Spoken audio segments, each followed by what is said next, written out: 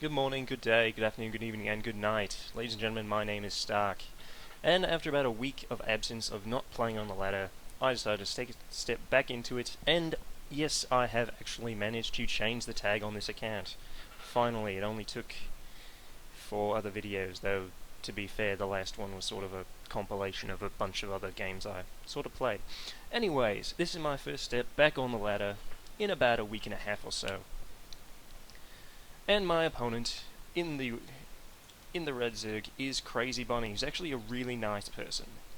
We got to talking a little bit after this game. It's actually quite nice. It goes back to the last point in the last video I made about the community of StarCraft. The community is really great. A lot of really nice people out there.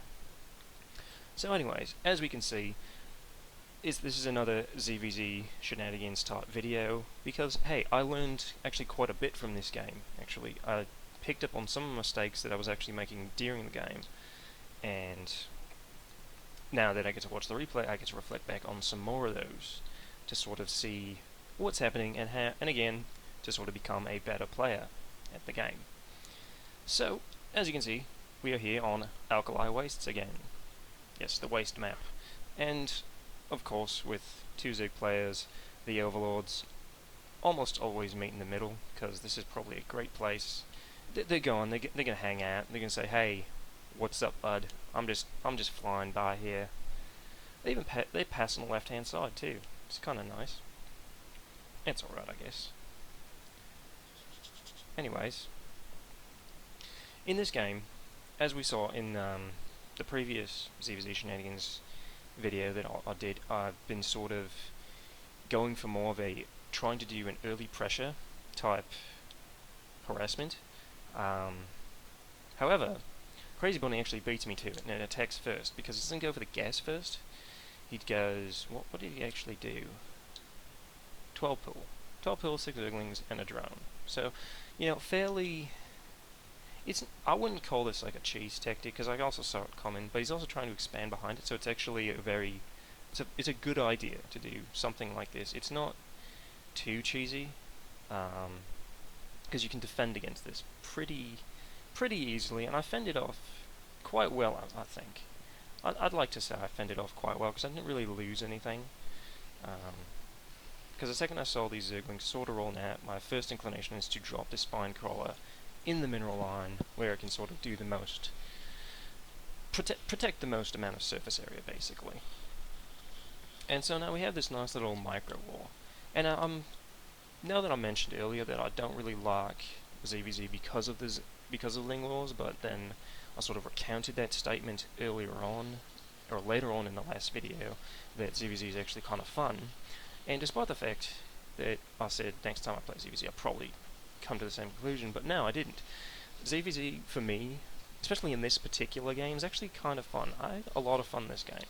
It's fun to play, mainly because it was a relaxing game I think for both of us, for both myself and Crazy Bunny here. It's kind of a relaxing game. We're having good fun with it. We're pretty friendly about it, which is always good to have in a game. So he did his little bit of poking harassment, which kind of made me panic a bit and think like, oh well, now what do I do? And it basically kept me on one base for a long time, which is not a great idea. I did get to sacrifice his Overlord to sort of see what was going on. I knew he had Zerglings, but that's pretty much it. He died not really knowing anything else. And so I don't really get to do an early harass. What? I haven't actually lost anything yet. The economy count is still fairly even. He's slightly ahead of my end workers because he's got his hatchery up, he can make more, he's got double queen, so he can inject more, produce more workers, and I'm sort of trying to go for the counter-attack, because after this sort of, I wouldn't say that it failed completely, it did put me back on the defensive, and it didn't do an actual numerical damage to my income because I didn't lose anything, but it did enough of distraction to actually lower my income. So it was actually a very effective use of it. And this way, what I'm going to do right now, I'm trying to kill as many of these drones as possible while not trying to kill this spine crawler. I actually do manage to pick off about 8. So that's actually something decent to sort of take away, and something that I'll probably do again. Whereas if I have a spine crawler, a single spine crawler, and there's no zerglings around it, and a bunch of drones are sort of trying to be protected by it, I will likely just try to single target the drones down, because the spine crawler can't kill off that many zerglings all that fast. It did pick off 9, but keep in mind it takes 2 shots to kill 1 zergling, and in that time you can actually kill a whole bunch of drones that are sort of crowding around it. Now, as we can see, I'm now just starting my my hatch here, but I also am doing roaches, because from what I've seen in previous games, and this is kind of a tunnel vision error on my part, when I start doing zerglings, especially in the last few ZvZ games, I've been expecting my opponent to go banelings. He doesn't do that. Crazy Bunny does not do that, and it kind of throws me off. He actually does sort of what I would do, which is to... I think he gets roaches eventually, but right now he's just kind of hitting up the static defense. He's dropping spine crawlers, he's making drones, keeping his economy up, which is actually a really good thing to do. He's still beating me in supply, and he's almost finished zergling speed, so that's the only advantage I have right now for the next 10 seconds or so, is that I have more mobility than he does, and that's the only thing I'm sort of using to my advantage. But now it's evened out, and he can pretty much just do whatever he wants, because he's got the full sort of reign here. And my roaches are sort of slowly meandering up. A roach sledgehammer at this point is actually a good idea, I'd want to say, because it does counter the zerglings pretty well. It's hard to kill zerglings or roaches with zerglings, since especially if you group the roaches up, they have to sort of pick them off all as a group. They can't sort of focus fire them down, which is alright. Like at this point, I've got a lot of roaches, and I've actually got quite a bit of a larger army, but he's got these 3 spine crawlers here, and they're actually in a good position because I'm trying to get up here. What I should have done is I should have gone this way and sort of parked my roaches back here, and then they could have sat here for quite some time and stopped this from happening. But me being kind of silly, I'm still trying to get up this ramp, and this is actually a major mistake that I made this game. This is something I should not have done, because A, there's 3 spine crawlers here that can just poke me the entire time, and the zerglings can sort of block the roach's path. So I lost a lot of roaches there for no reason. That was a bad investment on my part. The position of the spine crawlers is good to sort of prevent, that exact thing from happening. So that was kind of major mistake on my part. And again, at this point now, I'm really starting to panic, and it's like, well, I guess I can make some more roaches, because he doesn't have anything yet. He's still on zergling tech. He's got his roach horn going actually, but he hasn't started mass producing them yet. But he's still got a much better economy than I do, because I haven't done any damage. I haven't built any drones. After that initial sort of poking harassment he did, he didn't kill any drones. He still hasn't, but I haven't made any. This goes back to probably the first video I did, where it's good to be rich, and he's taking advantage of the game. He's going for his 3rd base at the 12-minute mark, which in a game like this is probably a good time for it, because we've had a lot of this early pressure harassment from both sides. So getting it now is a good idea while it's sort of calmed down. I don't know why I put a drone in this army. Kinda strange. It wanted to be a zergling. It's a drone that was born with the mind of a zergling. We have a battle going on up here, but fortunately, I still have a lot of roaches compared to him or her. I don't know. My apologies. And I can manage to kill the zerglings, and we just kind of have this both roaches retreat, even though we're actually fairly even numbers, and microing them, focus fire down probably would have made a major difference for both players at that point, if the roaches started to engage. But right now, as I said, he's or she, I'm just going to call you Crazy Bunny instead of trying to do a he/she thing, because it's a lot more confusing. Anyways, Crazy Bunny is got a much better income than I do. He's got 20 more drones than I do, despite the fact that I've actually killed 12 of this. Is actually he's playing a lot. They're playing a lot better than I am, and that's something that well, it's what I'm taking away from this game. That I held up pretty well, I want to say, even though I got outplayed. Like, I got outplayed, that's pretty obvious. I would have probably taken this second guess here, because that's a good idea, to take your second guess. They've got the third and fourth on the expansion, even though there's only one in here, but taking the second guess, definitely a good idea here.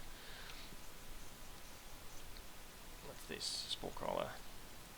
And again, they're doing a proper response, because it hasn't been a very... what's the word I'm looking for? There's been a lot of downtime for the last few minutes or so, and so obviously the mindset is, okay, we're both teching now, what are we going to tech to? Crazy Bone takes the right response and makes spore crawlers in the right positions. As we saw in the second video, I'm still sort of working on getting positions down. I'm sort of thinking he's getting mutas as well, and my thought process is, okay, we're going to have a muta race now. Who can get mutas first? And I didn't think I was actually this far behind, which is not a good thing. I should have realized that just how far I was actually behind in this game from that initial attack. I had an idea that he had this base, even though I don't actually scout it. But I sort of had an idea by like 60 minutes, because I was thinking of actually picking this up. So I was thinking, oh, he probably had it already. And now that can watch the replay and confirm, it's like, oh, well, damn, he did. And I'm sort of starting to roll my economy back up after, 10 minutes of not having one. And of course, at this point, he's got a roach. He's got the sledgehammer of roaches. And I can't produce enough meters to sort of stop this. So it's obviously that, obviously what I learned from this game is I need to sort of realize what's going on, and if I realized that I was as far behind as I was in the economic turn, I probably wouldn't have attacked and tried to put as much pressure as I did. Because that was the problem. If I played a more economic game instead of trying to play a more pressure-oriented game, to try to rebalance or to do a counterattack. I mean, the counterattack I did initially, it did its job. It killed the 12 workers. Like, it killed the 12 workers, which sort of hinders the economy a little bit. It sort of starts to balance out. It started to balance out the difference that we had, since he already had more stuff than I did. So, doing the damage, it did balance it out a little more.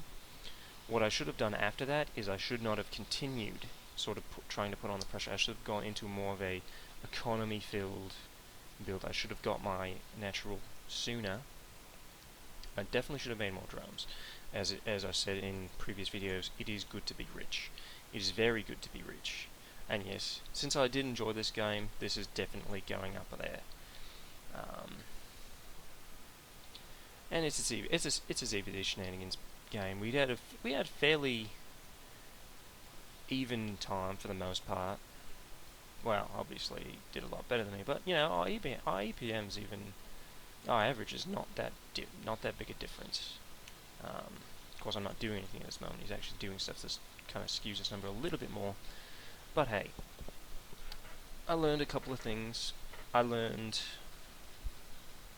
to not expect banelings when I'm doing speedlings, because that's what I was expecting. I was expecting them to do banelings, because that's what I've seen a lot of Zerg players do against me in the ZvZ sort of situations. When you have this ZvZ pressure and Zergling pressure, you see this happening, and you get the banelings. They didn't do that, and so again, also with the static D, this is good positionment they had good position of the static D with the spine crawlers.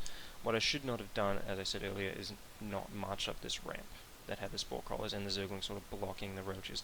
That was pointless. I need to not make pointless decisions like that. What else did I learn in this game? Aside from economy and not making silly decisions, the only other thing I really learned was how to sort of fend off a early zing, and where was it here? This is something I got some practice with. Normally I'm not that great at fending this kind of thing off, but, and this is also where he hasn't done any type of economic damage to me yet, but these are not mining, and they're not mining for quite some time. Probably about a good 10, 15, maybe 20 seconds before they actually start mining. Since I have them sort of surrounding this while it was building. And now they finally get back to work a few seconds ago. So this actually worked out kind of well for me. This is something I sort of learned. I got better at fending off this kind of harassment, mainly because, hey look, I had the Overlord here and it saw the zerglings coming. I had lots of time to prepare this sort of spine crawler and get everything into position. The queen was a little late. I could have got the queen out sooner, as I didn't even start making the queen until about halfway that the spine crawler was done. So that's something I need to work on. I need to work on getting my queen out sooner. Though I did get some practice on defending against the early Zerg pressure, like the really early Zerg pressure, not the like super Zergling swamp that I kind of try to do sometimes. Losing that Overlord, it kind of hurt early on, but it did, in the long run, it's not a huge big deal. And trying to do this counterattack, this is kind of one of the things that I did right, I want to say. However, I shouldn't have kept trying to pressure. I should have hit the counterattack, killed as many drones as I could, and then got instantly back on my economy. That's what I'm not doing. That's what I should have done. Since I know that while I'm here, sort of attacking, he's not attacking me, or they're not attacking me. So I have the freedom to to expand behind this, to make more drones, and all that jazz. I could have spread my overlords out to actually see if anything was coming, if there was. In this case, there actually isn't that. So, anyways, I learned quite a bit from this game. It was a lot of fun. I enjoyed it.